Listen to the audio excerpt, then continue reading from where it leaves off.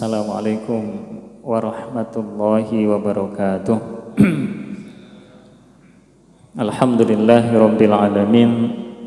Wassalatu wassalam ala nabiyil amin wa ala alihi wa sahbihi ajmain. Amma ba'd.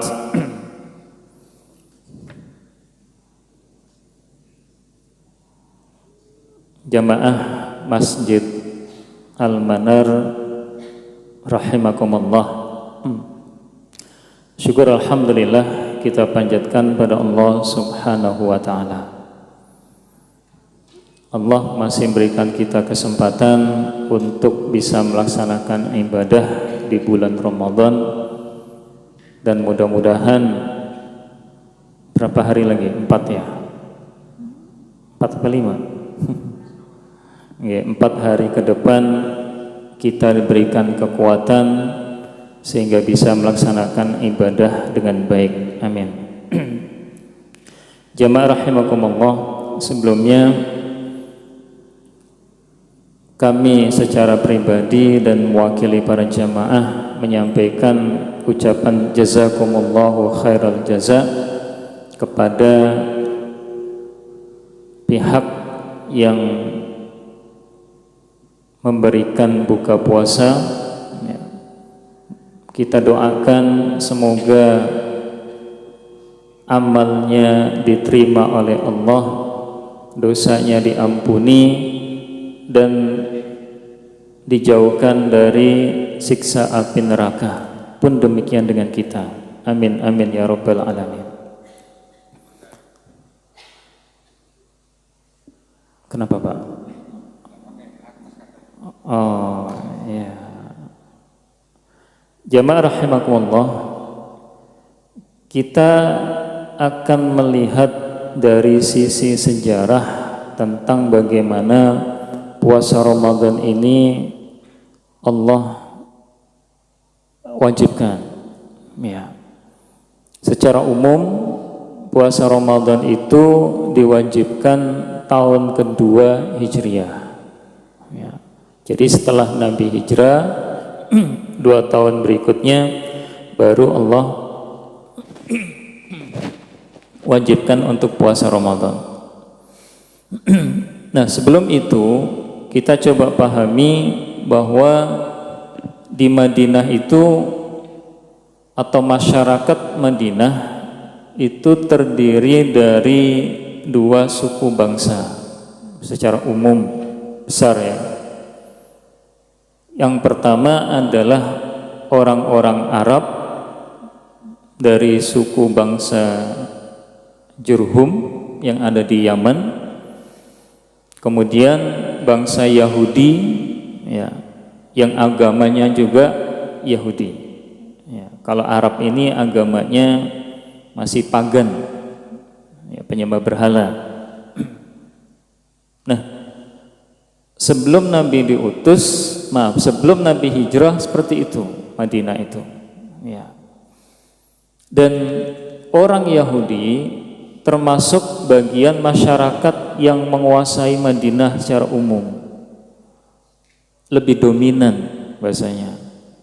Informasi mereka pegang, ekonomi mereka kuasai. Bahkan bangsa Arab di Madinah yang terdiri dari suku Aus dan Khazraj itu bisa mereka adu domba agar terus berperang. Ya. Jadi bangsa Arabnya sibuk perang, mereka yang menguasai ekonominya, yang menguasai politiknya, yang menguasai sosial masyarakat Madinah orang Yahudi. Ya, pendek kata, Arabnya perang, mereka tepuk tangan. Nah, seperti itu. Ya. Nah, sikap orang-orang Yahudi terhadap orang Arab di Madinah pun sama dengan yang sekarang. Ya. Apa itu? Mereka menonjolkan sisi ras dan keturunan. Ingat, bangsa yang paling rasis, yang paling menonjolkan keturunan, membanggakan keturunan sampai hari ini adalah bangsa Yahudi. Tidak ada bangsa yang lain seperti mereka. Ya. Nah, Mereka mengatakan begini, kami adalah bangsa yang mulia. Kenapa? Satu, kami keturunan bangsawan, para raja, dan kami juga keturunan para nabi. Ya. Dan nanti di hari akhir atau di akhir zaman akan Allah utus nabi setelah Musa. Ya. Dan itu ada dalam catatan kitab mereka, Perjanjian Lama atau Taurat. Ya, mereka nggak menyebut Isa, ya, karena Isa itu bagi orang Yahudi juga tidak bisa diterima. Ya. Nah, mereka menunjukkan ciri-cirinya itu begini, begini, begini. Ada dalam kitab kami. Sementara kalian bangsa yang penyembah berhala, tidak memiliki kitab suci, nggak diutus nabi, bangsa tersesat. Oke, pendek cerita. Lalu masuklah pada tahun ke-11 Hijrah. Sebelum Hijrah berarti 3 tahun sebelum Hijrah, 11 kenabian. Orang-orang suku Aus itu melaksanakan ibadah haji ke Mekah sebanyak 6 orang. Mereka tinggal di Mekah selama ritual haji itu, sempat bertemu dengan Nabi, dengan Muhammad SAW yang sudah diutus Nabi. Mereka bertemu dengan Nabi, disampaikan dakwah Islam, tapi mereka belum bisa menerima. Ya. Sehingga selesai musim haji waktu itu, 6 orang ini kembali ke Madinah. Tidak ada perubahan apa-apa. Sampai datang tahun berikutnya, tahun ke-12. Tambah jumlahnya. Kalau tadi 6, ini 12 orang dari suku Khazraj. Nah, ini ya, mereka itu Aus dan Khazraj tidak bersatu, sehingga hajinya pun masing-masing, tidak bareng. Nah, 12 orang berangkat ke Mekah, tujuannya ibadah haji. Kemudian di Mekah itu ada isu yang berkembang, bahwa ada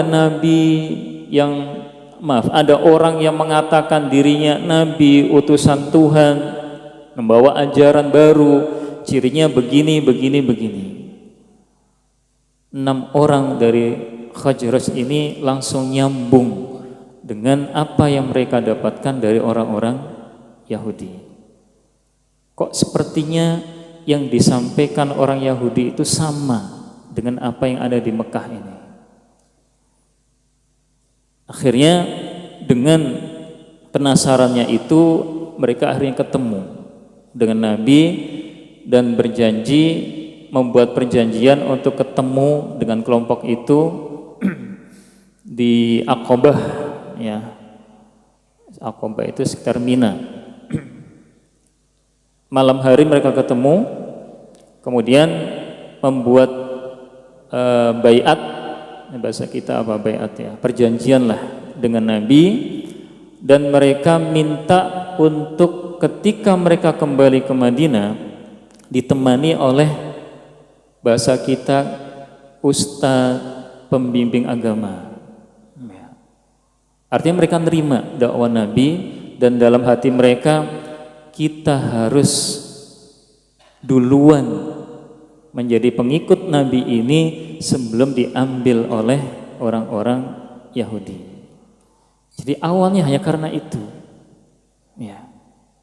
Jangan sampai orang Yahudi yang sudah begitu bangganya dengan ajaran mereka, kemudian mereka menanti-nanti datangnya Nabi, akhirnya mereka mengikuti Nabi itu, dan kita tidak mendapatkan apa-apa. Jadi awalnya itu motivasinya. Ya. Nah, akhirnya ketemu dengan Nabi dan mereka tertarik dengan Islam, minta tolong bawakan kepada kami, bersama kami, guru agama. Lalu diutuslah pertama Abdullah ibnu Ummi Maktum. Kita paham ya kondisi beliau, buta, tapi Masya Allah, berarti kan tidak semua orang yang punya kekurangan itu tidak ada lebihnya. Ya. Abdullah ibnu Ummi Maktum yang diutus oleh Nabi. Yang kedua, Mus'ab bin Umair, pemuda. Jadi satu orang tua, satu pemuda. Masya Allah. Berangkat 12 orang dengan 2 sahabat ini ke Madinah. Berdakwah di Madinah, masuklah tahun ke-13 kenabian, datang ke Mekah dalam rangka haji, membawa jumlah pengikut atau orang yang haji sebanyak 75 orang. Insya Allah. Dari suku Aus dan suku Khazraj gabung. Masya Allah, ya, menunjukkan Islam itu ya begitu, ya, menggabungkan sesuatu yang terpisah. Aslam tuslim, damai. Ya. Nah, datanglah 75 orang ke Madinah, ke Mekah. Bertemu dengan Nabi, kembali ke daerah Aqabah dan membuat perjanjian lagi. Termasuk poin perjanjiannya adalah mereka akan menerima Nabi kalau hijrah ke Madinah. Waktu itu namanya Yasrib. Yang kedua, mereka juga akan menjadi penolong Nabi. Nah ini yang kemudian disebut dengan kaum Ansor. Ansor penolong, ya. Dan orang-orang Mekah yang hijrah disebut Muhajirin. Singkat cerita, mereka kembali ke Madinah. Kemudian itu terjadi bulan haji itu kan Dzulhijjah, ya, puncak akhirnya. Kembali ke Madinah, lalu mulailah para sahabat itu siap-siap untuk melakukan hijrah. Ya, Muharram ada yang sudah hijrah. Nabi terakhir hijrahnya dengan Abu Bakar. Bulannya bulan Safar berangkat, akhir Safar. Masuk ke wilayah perbatasan Madinah bulan Rabiul Awal. Masuk ke Kuba, mendirikan Masjid Kuba. Ya. Lalu masuk ke Yasrib pada tanggal 12 Rabiul Awal. Jadi Rabiul Awal itu ada kelahiran, ada hijrah, juga tanggal kematian. Jadi kok merayakan hari itu ya harusnya 3. Maulid, hijrah, dan kematian, wafat. Ya, makanya kalau ada yang rame itu begitu mempermasalahkan. Ini masalahnya kelahiran apa kematian? Ya, ternyata hijrahnya juga tanggal 12 masuk ke Madinah. Jadi itu Rabiul Awal. Nah, Rabiul Awal masuk, melihat kondisi masyarakat Madinah yang berbeda seperti itu, Aus, Khazraj, Muhajirin, Ansor, ada orang-orang Yahudi yang selain itu, dibuatlah perjanjian Madinah. Intinya saling hidup rukun, saling menjaga dari serangan dari luar, dan tidak membuat keributan dari dalam.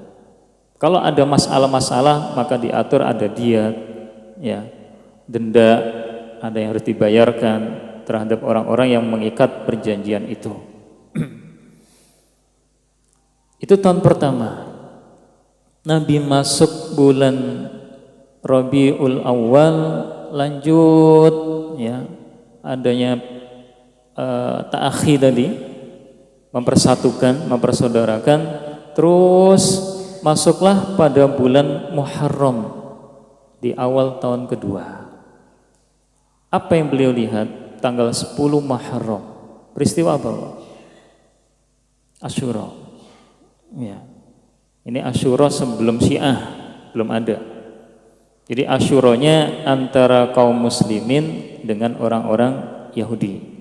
Nanti ada kaum muslimin, Yahudi, Syiah, beda lagi. Nah, orang-orang Yahudi di Madinah itu setelah melihat ternyata apa yang mereka tunggu dan nantikan tidak sesuai dengan yang mereka harapkan. Catatannya dalam kitab mereka ada, kriterianya sama, tapi begitu tidak sesuai dengan keinginan mereka, ditolak. Begitu sampai hari ini. Ya. Apa yang mereka inginkan? Inginnya adalah nabi yang diutus oleh Allah setelah Musa, yang mereka harapkan kedatangannya itu dari bangsa Yahudi atau Bani Israel. Nyatanya tidak. Ya. Datang dari bangsa Arab yang bukan Yahudi, tapi suku Arab tadi itu, dua itu, Jurhum. Dan Nabi Ismail itu kan menikah dengan wanita bangsa Jurhum, dari kabilah Jurhum yang ada dari Yaman, yang mereka melakukan perjalanan perdagangan melewati Mekah, kemudian melihat kok ada dua sosok, ya, ibu dan anak kok bisa hidup di lembah itu, berarti ada kehidupan. Setelah dilihat ada sumur Zam-Zam, akhirnya mereka juga tinggal di sekitar itu dan membentuk komunitas Mekah dan berkembang. Ya, menikahlah kemudian Nabi Ismail dengan wanita bangsa Jurhum. Baik. Itu yang menjadikan orang Yahudi menolak. Sama Pak, kembali lagi, kita ini bangsa yang punya kedudukan, yang punya keturunan darah biru, sementara Muhammad itu adalah keturunan siapa? Hajar, bangsa siapa Hajar itu? Budak yang dihadiahkan oleh Fir'aun, penguasa Mesir saat itu, kepada Sarah, istrinya Ibrahim, dan Sarah menghadiahkannya kepada Ibrahim. Lalu Ibrahim memperistrinya. Itu awal mula yang tidak bisa menjadikan dua bangsa ini menyatu. Ya. Apa sebabnya?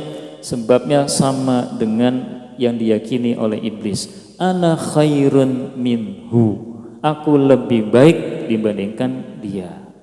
Sampai hari ini. Ya. Yaitulah iblis, kenapa kemudian dilaknat oleh Allah karena itu. Ya, merasa lebih baik dibandingkan orang lain, dan itu dihubungkan dengan ras dan suku. Islam tidak memandang itu, semuanya sama. Baik, kembali. Nah, Nabi diutus dan mereka diikuti oleh orang-orang Arab Jurhum tadi itu, bangsa Aus dan Khazraj, suku Aus dan Khazraj. Orang Yahudi tidak mau menerima dan mereka tetap menjadikan merasa lebih baik. Tahun pertama Nabi itu sholat menghadap ke Masjid Al-Aqsa di Madinah, di Palestina. Orang Yahudi ibadahnya juga menghadap ke Masjid Al-Aqsa. Apa kata orang Yahudi? Katanya Nabi, katanya Rasul, bawa agama baru, bawa ajaran baru, mengatakan benar, kok ibadahnya mengikuti kami yang menghadap ke Masjidil Aqsa. Begitu terus, ya, tidak pernah merasa rendah, meremehkan terus. Melihat sikap mereka yang seperti itu sama, maksudnya begini, Nabi itu semenjak hijrah ke Madinah itu tidak nyaman dengan ibadah, dengan sholat tidak menghadap Ka'bah, tidak nyaman. Ketika di Mekah, Ka'bah itu ibaratnya, ya, ini Masjidil Aqsa, ini Ka'bah. Nabi sholatnya di sini. Satu kali menghadap, dua tempat suci dapat. Begitu pindah ke Madinah, Madinah di tengah, Masjidil Aqsa di utara, Mekah di selatan. Nabi menghadapnya ke sana, ke utara awal-awal. Tapi orang Yahudi yang terus begitu, membuat Nabi tidak nyaman. Akhirnya setiap kali sholat menghadap ke Masjidil Aqsa, itu Nabi menghadapnya ke atas, menengadah, berharap kepada Allah agar kiblatnya dirubah. Tapi Nabi tetap maunya itu, rubahnya adalah ke Mekah. Bukan cuma dirubah kemana, enggak, tapi tetap pinginnya itu ke Mekah gitu. Tapi nggak diungkapkan. Lalu turunlah ayat, qad nara taqalluba wajhika fis sama. Wahai Muhammad, kita sering melihat ketika kamu ibadah, ketika kamu sholat, itu menghadapkan mukanya itu kok ke atas ya. Lalu Allah perintahkan, falan waliyannaka kiblatan tardoha. Nah, ada kalimat ridho. Maka mulai saat ini wahai Muhammad, kamu arahkan, kamu ubah kiblat itu ke arah ke kiblat yang kamu inginkan. Nah ini, tidak ada lagi keinginan Nabi Muhammad adalah ke Ka'bah. Falan walliyannaka kiblatan tardaha fawalli wajhaka syatral masjidil haram wa haitsuma kuntum fawallu wujuhakum syatrah. Itu ayatnya turun ya. Yang pernah umroh ya, mungkin haji juga, pasti tahu yang namanya Masjid Qiblatain. Ada Pak? Pernah ya? Belum pernah haji umroh? Ya, kita di akhir Ramadan masih kurang ya. Mudah-mudahan Allah takdirkan bisa haji dan umroh. Allahumma amin.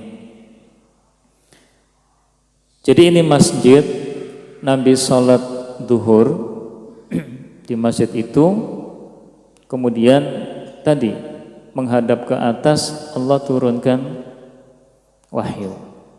Lalu awalnya menghadap ke utara, Nabi langsung menghadap ke selatan. Jadi ibaratnya imamnya di sini Pak, pindah ke belakang, hadap ke sana. Ya. Itu zuhur.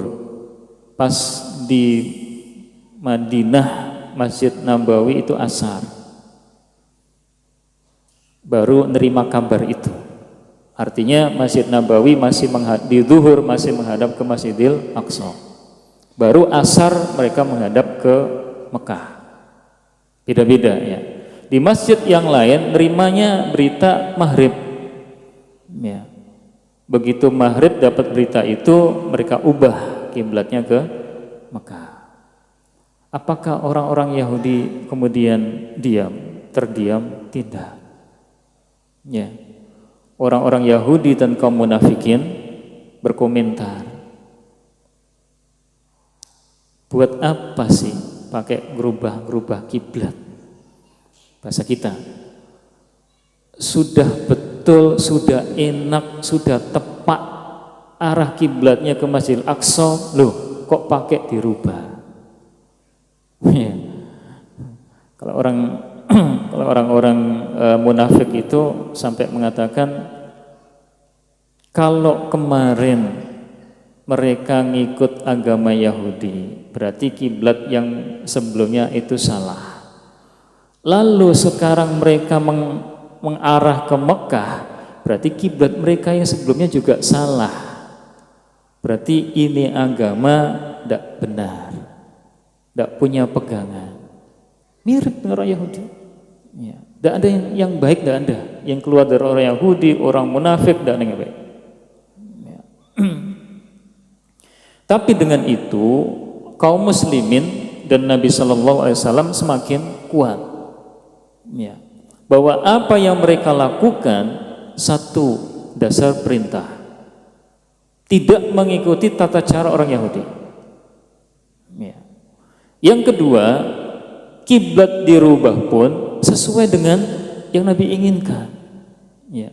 Nabi memang ingin ke Masjidil Haram, ternyata Allah kabulkan. Jadi semakin mantap. Ya. Dan itu menunjukkan semakin jelas perbedaan antara Islam dengan Yahudi. Kemudian tadi kita masuk ke Muharram tanggal 10. Ini 38, 1738. Mudah-mudahan cukup. Yang dilihat oleh Nabi adalah kenapa orang-orang Yahudi itu kok bahasa kita merayakan sesuatu. Ya. Diawali dengan ibadah puasa 1 hari, kemudian mereka berhari raya di sorenya atau hari berikutnya. Nabi nanya, lalu dijawab oleh sahabat, ya Rasulullah, mereka itu meyakini tanggal 10 Muharram itu mereka dan Musa diselamatkan dari Fir'aun. Apa peristiwanya? Nyebrang Laut Merah, ya, selamat dari kejaran Fir'aun, dan Fir'aun hari itu ditenggelamkan oleh Allah Subhanahu wa taala. Sebagai bentuk rasa syukur, ya, lalu mereka beribadah hari itu dengan ibadah puasa 1 hari. Ini Pak, apa komentar Nabi? Wahai para sahabat, nahnu ahaqqu bi Musa minhum. Kita ini kaum muslimin lebih berhak, ya. Hakun ini ada yang mengatakan lebih berhak, ada yang mengatakan lebih wajib untuk mengikuti ajaran Musa dibandingkan mereka. Akhirnya Nabi memerintahkan untuk berpuasa hari itu juga. Mereka kan taunya itu siang mulainya, ya sudah puasa. Ya. Nah ini kembali lagi, ya, orang Yahudi merasa bangga lagi. Ya sudah, kiblat nggak ikut, kok malah ikut lagi? Kita puasa dalam rangka syukur pada Allah diselamatkan dari Fir'aun. Loh, kalian kok ikut? Model agama apa kalian ini? Ya, kalau bahasa kasarnya begitu. Ya, jadi mereka selalu membanggakan ajarannya, merendahkan orang lain. Dan puasa saat itu adalah tidak pakai makan sahur. Jadi misalkan maghrib mereka makan, nanti isya kemudian mereka tidur, itulah mulainya puasa. Tidur malam, ketemu pagi, terus puasa, tidak ada makan, sampai ketemu maghrib baru mereka buka. Kalau kita kan enggak, ya. Makanya Nabi mengatakan tasahharu fa inna fis sahuri barokah. 1 hari sama, ya, Muharram. Lalu datanglah bulan Sya'ban, tahun kedua ini masuk. Allah memerintahkan dengan puasa Ramadan 30 hari. Tadi 1 seperti orang Yahudi, yang sekarang 30 hari. Tidak sama dengan orang Yahudi. Ya. Semakin kuat umat Islam. Yakin bahwa agamanya, syariatnya tidak sama dengan orang Yahudi. Bahkan Nabi kan selalu memerintahkan kita untuk berbeda sikap, perilaku, ya, termasuk perbuatan dalam agama itu dengan mereka. Yang 10 Muharram di akhir hayat Nabi kan mengatakan, kalau Allah masih mentakdirkan nanti aku ketemu tahun depan tanggal 10 itu, aku akan berpuasa tanggal 9-nya dan 10. Belum sampai ketemu tahun depan Rasulullah meninggal. Tanggal 9 tujuannya untuk tidak sama dengan orang Yahudi. Ulama mengambil kesimpulan itu. Ya. Oke, masuk Ramadan. Ya ayyuhalladzina amanu kutiba alaikumusiyam kama kutiba alal ladzina min qablikum la'allakum tattaqun. Allah tetap menyebutkan kama kutiba alal ladzina min qablikum. Artinya apa? Puasa ini sama bentuknya sebagaimana umat-umat terdahulu. Ada berbuka, ada puasa, ya. Ya dua itu, buka dan puasa. Sama. Lalu apa bedanya tadi makan sahur? Ya. Di awal-awal puasa Ramadan itu para sahabat mengeluh berat. Ya kalau satu hari tadi 10 Muharram oke lah satu hari. Ini 30 hari. Mulainya pas mereka tidur malam, berbukanya besoknya ketika maghrib. 30 hari. Ya. Tidak kuat mereka. Apalagi ada beberapa sahabat itu yang kemudian bahasanya kita tuh mencuri-curi. Ini berhubungan yang dihubungkan dengan suami istri. Ya. Kalau Allah menyebutnya begini, apa ayatnya itu ya?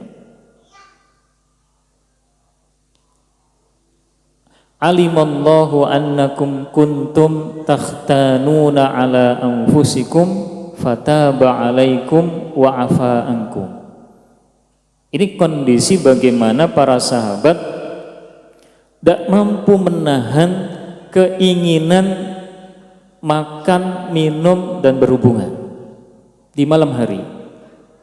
Padahal harusnya malam hari itu sudah mulai puasa. Sudah tidak ada lagi makan, tidak ada minum, tidak ada berhubungan sampai ketemu asar. Maaf, ketemu maghrib baru buka. Ya. Lalu ayatnya setelahnya apa?